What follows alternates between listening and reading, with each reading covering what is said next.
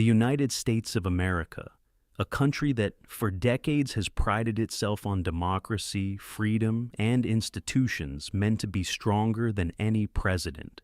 But today, that image of America is changing dramatically. Donald Trump, the man once again in the White House, has decided to cross a line that no American president before him has crossed. He issued an order taking direct control over the police of the nation's capital, Washington, effectively stripping the city of its self-governance and placing law enforcement under federal command. On the streets of the Capitol appeared soldiers of the National Guard and federal agents. Blocked neighborhoods, checkpoints, arrests on a daily basis. In just the first 2 weeks, more than 500 people ended up in custody. The official explanation: a fight against crime and security threats.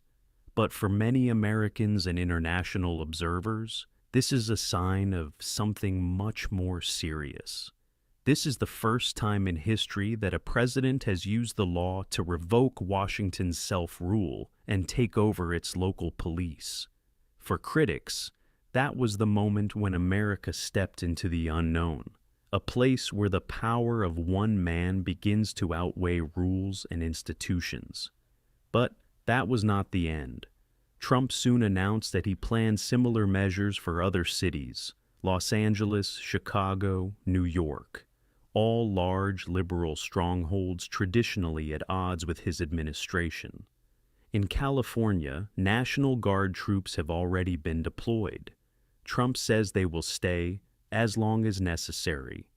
Citizens of Los Angeles are now witnessing military patrols in their streets, scenes reminiscent not of a democracy, but of an authoritarian regime.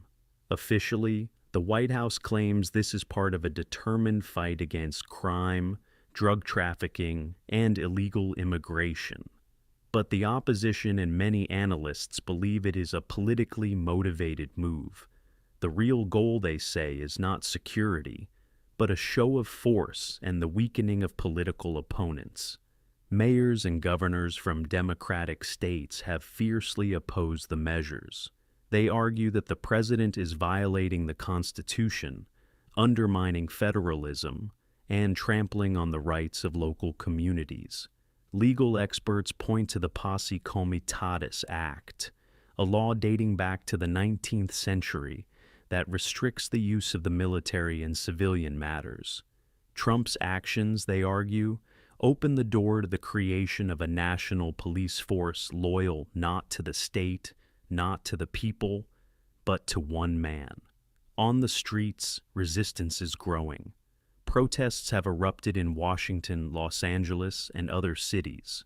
Citizens say they do not want the military in their neighborhoods, claiming they feel as if they are living under siege.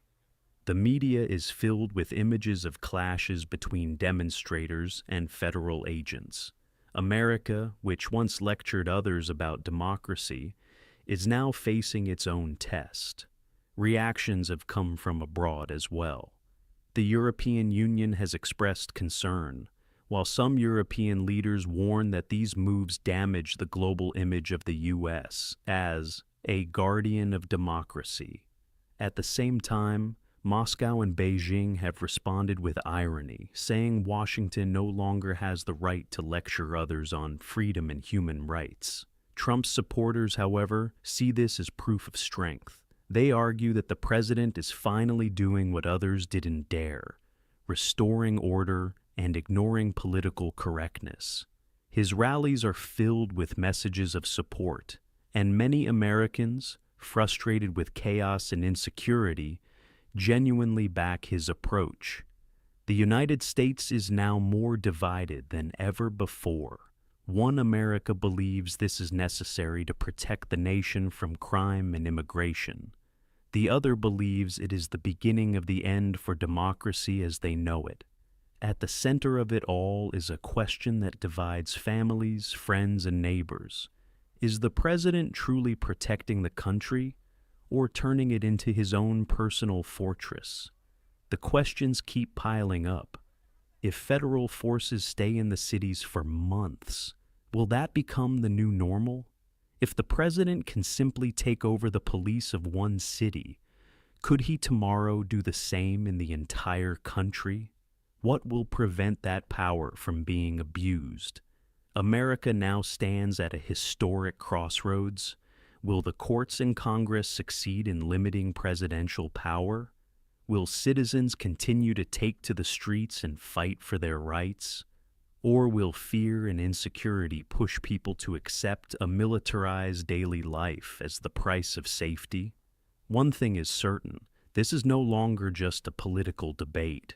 This is a matter of identity and the future of a nation. A country that for decades has been a model of democratic order now stands at the crossroads. Will the United States remain a bastion of freedom or enter a new era in which laws and institutions are weaker than the will of one man?